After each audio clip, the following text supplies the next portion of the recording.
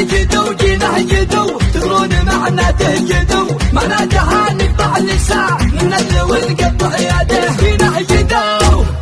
جينا جدو كفو كفو ما نحترم غير الكفو وابن الكفو حنا بدو من خابنا العن ولده جيناه جدو تدرون معناته جدو معناته نقطع لسان النذل ونقطع يده كفو كفو كفو كفو كفو كفو ما نحترم غير الكفو وابن الكفو حنا بدو من خابنا العن والده جيناه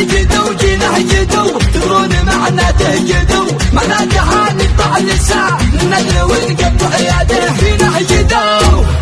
جيناه جدو تدرون معناته جدو معناتها نقطع اللسان ننزل ونقطع يده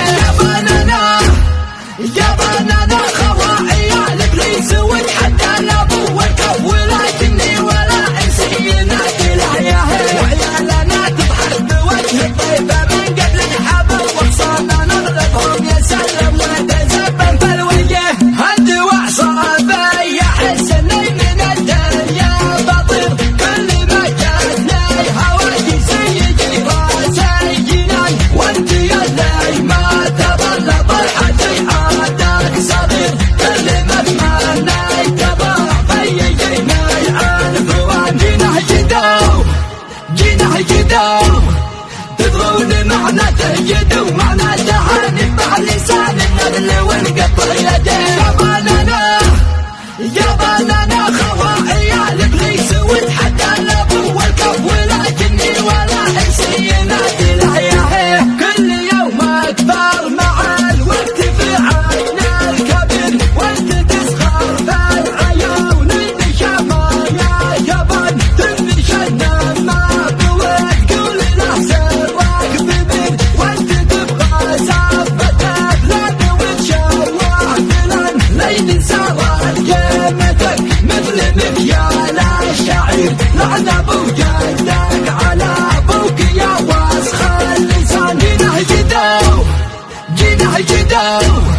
تدرون معناته جدو معناتها نقطع لسان النذل ونقطع يده انتهى حب الخشوم وابتدى تبدا النحور بعد ما شفنا الطباع والعديد المعرفه انتهى حب الخشوم وابتدى تبدا النحور بعد ما شفنا الطباع والعديد ما المعرفه من جهل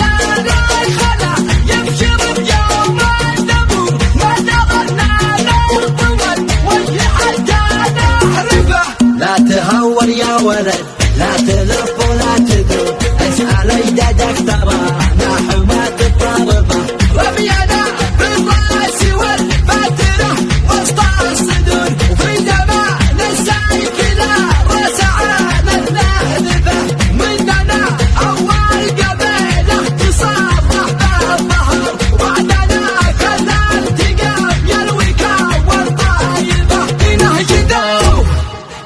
جدو تدرون معناته جدو معناتها نقطع لسان النذل ونقطع يده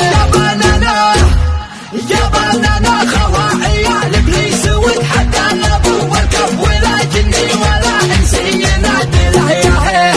كتب كلمات هذه الشيلة شاعر سبا فارس بن ناصر الثابتي، أداء أبو حنظلة السوداني.